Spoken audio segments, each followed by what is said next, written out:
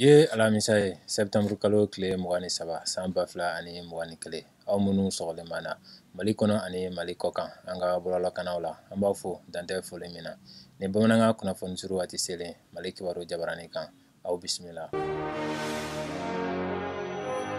San 2021 22 Septembre Mali la tasibila kɛra yɛrɛma hɔrɔnya tali cɛba sugu ye. Mali ka yɛrɛma hɔrɔnya san 61 san yɛlɛma laɲɛnamayara i n'a fɔ laadala ko la furanjɛla fanga faamaw fɛ ni araba Septembre kalo tile 22 san 2021 ka da don yɛrɛ bonya kama jamana kɔnɔ jamanakuntigi Colonel Asimi Goita solila ka taa jirifeere bila jamana ka yɛrɛma hɔrɔnya sɔrɔli kɛnɛba kan. O kɛra tasibila lajɛ ye ka ɲɛsin jamana ka nabilali ni yɛrɛma hɔrɔnya sɔrɔli cɛbasiw ma.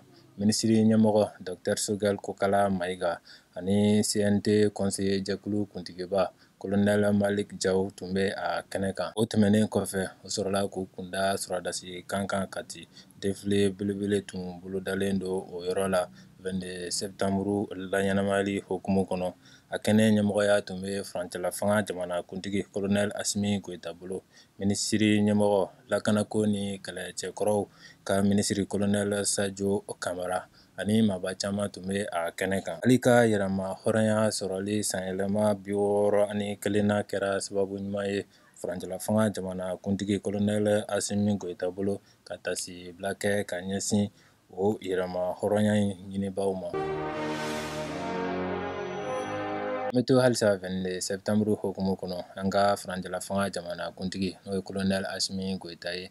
Ale ye laseli kɛ Mali ka yɛrɛma hɔrɔnya sɔrɔli sanyɛlɛma 61 hokumu kɔnɔ. O siratigɛ la a y'a ka kɔrɔfɔ daminɛ ni foli ni tanuni ye ka ɲɛsin Ala ma o ka ɲumanya kɛlenw na. Septembre kalo tile 22 san 1960 Septembre kalo tile 22 san 2021 Mali ka yɛrɛma hɔrɔnya ye san 61 sɔrɔ.